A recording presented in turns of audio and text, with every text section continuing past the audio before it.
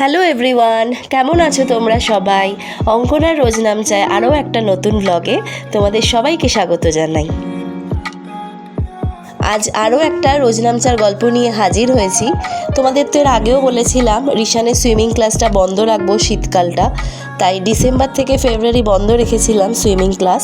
এখন মার্চ মাস পড়তে না পড়তেই রিশানের সুইমিং ক্লাসও শুরু হয়ে গেছে ফুল দমে। মার্চ আর এপ্রিল এই দুটো মাসে রিশান সুইমিং ক্লাসটা কন্টিনিউ করবে। আমাদের দুজনেরই ইচ্ছে রিশানকে অন্য কোনো একটা অ্যাক্টিভিটিতে ঢোকাবো, যেমন ধরো বাস্কেটবল বা স্কেটিং। যদিও সেটা এখনও 100% কনফার্ম নয়, কারণ এখন তো সব কিছুই খুবই কস্টলি, তোমরা তো সবাই জানো মার্কেটের যা অবস্থা। আর স্পেশালি এই ধরনের বাচ্চাদের যা কিছু হয় না, মানে কোনো ক্লাস বলো বা কোনো থেরাপি প্রচণ্ড মাত্রায় কস্টলি হয়, তো সেই কস্টের ব্যাপারটাও ভাবতে হবে। তো সেই জন্যই বললাম এখনও পুরোপুরি কনফার্ম নয়, তবে যদি কিছু হয় নিশ্চয়ই তোমাদের সঙ্গে শেয়ার করব। রিশানদের সুইমিং ক্লাসের উল্টো দিকেই রিলায়েন্স মাঠ। রিশানরা ক্লাস করুক আর আমি এই ফাঁকে একবার ঘুরে আসব। যদিও কেনার কিছু প্ল্যান নেই, একটু ঘুরপাক খেয়ে চলে আসব। সকাল সকাল এসছি বলে পুরো এরিয়াটা একদম ফাঁকা, বোধহয় আমাকে নিয়ে 3-4 জন কাস্টমারই এসছে। পুনেতে প্রথমবার যখন আমি এসছিলাম আর আমি যেখানে থাকতাম সেই বাড়ির কাছাকাছি রিলায়েন্স মার্ট ছিল, তো সেই জন্যই প্রায়শই যাওয়া হতো রিলায়েন্স মার্টে। এখন আর যাওয়া হয় না, তবে যেহেতু এখন সুইমিং ক্লাসের উল্টো দিকে রিলায়েন্স মার্ট, রোজ রোজ তো যাই না, তবে মাঝে মধ্যে এক আধ দিন যাই।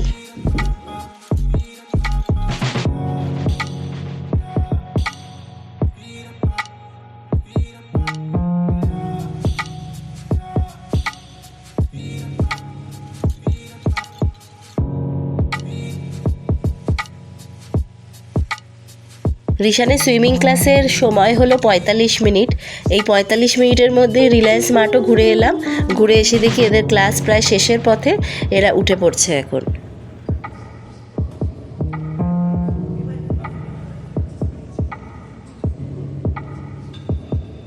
এখন আমরা রিশানের সুইমিং ক্লাসে একটু দেরিতে আসি, 8:30 থেকে 9:15 যে ব্যাচটা, সেই ব্যাচটায় আসি। ফলে কি হয়, বাড়ি যেতে যেতে 9:30 বেজে যায়। গিয়ে খুব তাড়াহুড়ো লেগে যায়, মানে গিয়ে রিশানকে রেডি করাও, খাওয়াও, ওর ব্যাগ প্যাক করো, সব কিছু করতে করতে খুব তাড়াহুড়ো করেই ওকে স্কুলে পাঠাতে হয়, কারণ সময়টা অনেকটা কম থাকে। বাটিটা ওপরে তোলো, বাটিটা ওপরে তোলো, হ্যাঁ আবার খাও। বাটিটা ওপরে তোলো, রাখো চামচটা, বাটিটা ওপরে তোলো।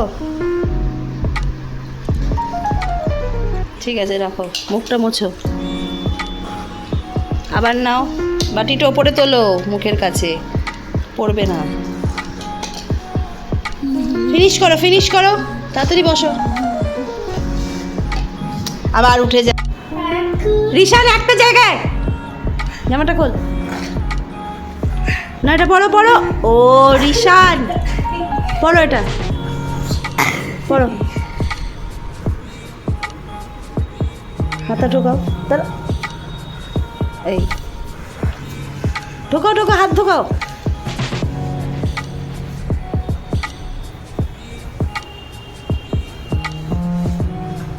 ওই হাতটা ঢোক। উফ, সারা বাড়ি ঘোরার কি আছে, জামাটা নামা।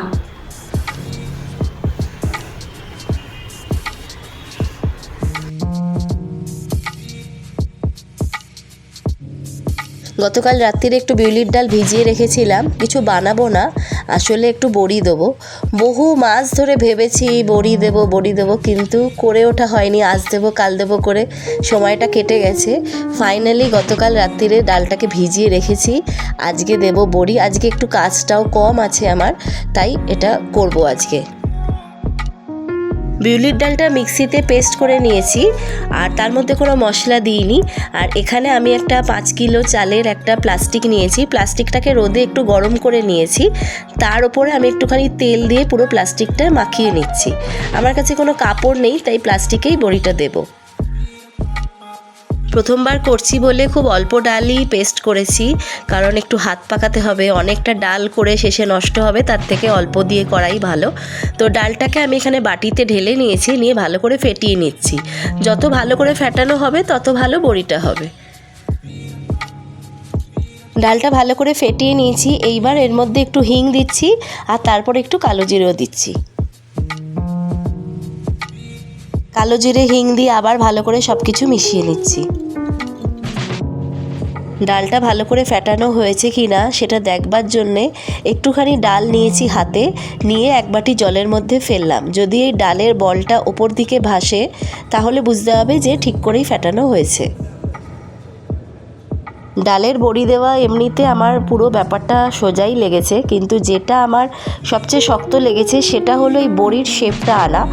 যতই আমি ওই মুখের দিকটা লম্বা করে করছি তত ও চেপটে যাচ্ছে, ঠিকঠাক শেপটা আনতে পারছি না। তবে ফার্স্ট টাইম হিসেবে ঠিক আছে, আশা করি পরের বার আরও বেটার হবে।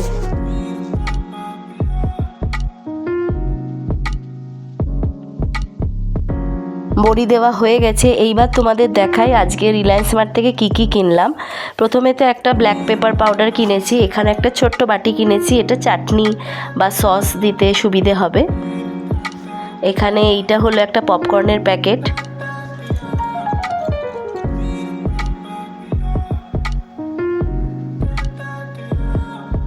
এটা আরও কয়েকটা পপকর্নের প্যাকেট, মানে ওটা প্লেন পপকর্ন, এটা একটু পপকর্ন। এখানে নিয়েছি একটা গ্লাস, এটা নিয়েছে 59 টাকা, বেশ ভালো লাগলো দেখে, তাই এটা কিনলাম, দামটাও কমই লাগলো। আর একটা জিনিস নিয়েছি হলো শেজওয়ান চাটনি, এটা গায়ে লেখা আছে 130 টাকা, বাট আমার কিনতে পড়লো 65 টাকা, তাই এটা একটা কিনলাম। আরও একটা জিনিস তোমাদের সঙ্গে শেয়ার করি, মিশো থেকে আজকে দুটো পার্সেল একসঙ্গে এসছে। এখানে দেখো এরকম একটা কৌটো নিয়েছি, এটাতে আমি নুন রাখবো। আসলে আমাদের যে নুনের কৌটোটা আছে সেটা ঢাকনিটা ভেঙে গেছে, তো এইটাতে নুন রাখবো, সেই জন্যে কিনলাম। আরও একটা জিনিস যেটা কিনেছি সেটা হলো এই অয়েল ব্রাশটা।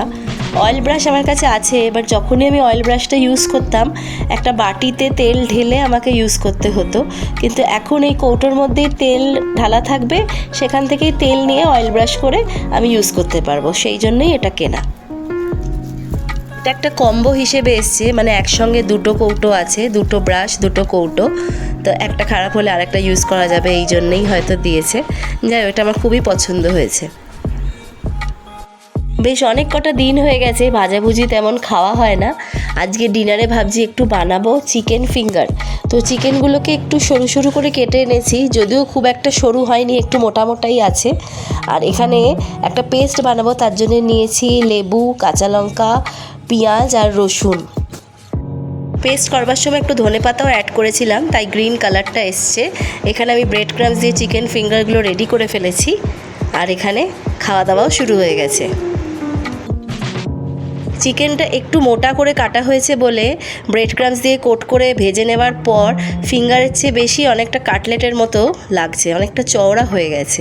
যাই হোক, খেতে কিন্তু খুবই ভালো হয়েছে।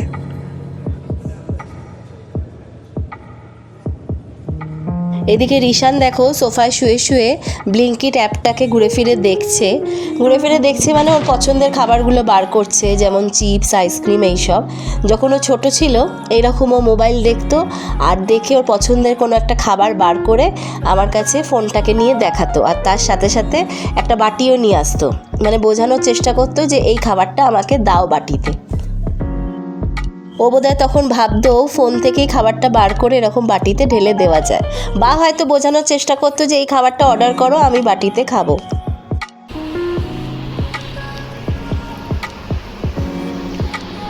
কিছু অর্ডার করলে কি গো? মামার জন্য করো অর্ডার।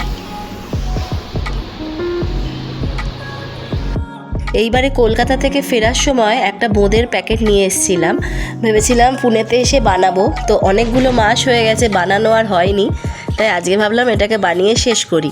তো প্রথমে কড়াতে আমি একটু জল ঢেলেছি, জল ঢেলে তার মধ্যে চিনি দিয়ে মানে একটা রস বানাবো, চিনির রস। চিনিটা আমি সম্পূর্ণ আন্দাজে নিয়েছি, আমার হাতের মুঠোর একটা আন্দাজ করে নিয়েছি, যদিও এখানে প্যাকেটে সব মাপ দেওয়া আছে, কতটা জল নিতে হবে, কতটা চিনি, সবটা দেওয়া আছে।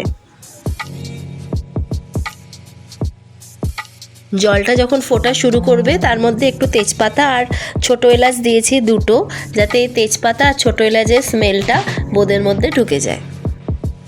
রসটা ভালো করে ফুটে ওঠার পর বোঁদেটাকে দিয়ে দিয়েছি রসের মধ্যে। অবশ্যই মিষ্টিটা চেক করে নিয়েছিলাম বোঁদেটা দেওয়ার আগে। এইবারে বোঁদেটা দিয়ে আরও একবার ভালো করে ফুটিয়ে নেব। রসটা যেন খুব বেশি ঘন না হয়ে যায়, বেশি ঘন হয়ে গেলে বোঁদেটা শক্ত হয়ে যেতে পারে। চলো তাহলে আজকের গল্পটাও এখানেই শেষ করলাম। তোমাদের আজকের গল্পটা ভালো লাগলে প্লিজ লাইক শেয়ার করে দিও। আর যারা নতুন দেখছো চ্যানেলটাকে প্লিজ সাবস্ক্রাইব করে দিও। খুব শিগগিরই নতুন একটা গল্প নিয়ে তোমাদের কাছে চলে আসবো। ততক্ষণের জন্য তোমরা সবাই খুব ভালো থেকো, সুস্থ থেকো, আনন্দে থেকো, আমার পাশে থেকো। চলো তাহলে সবাইকে টাটা।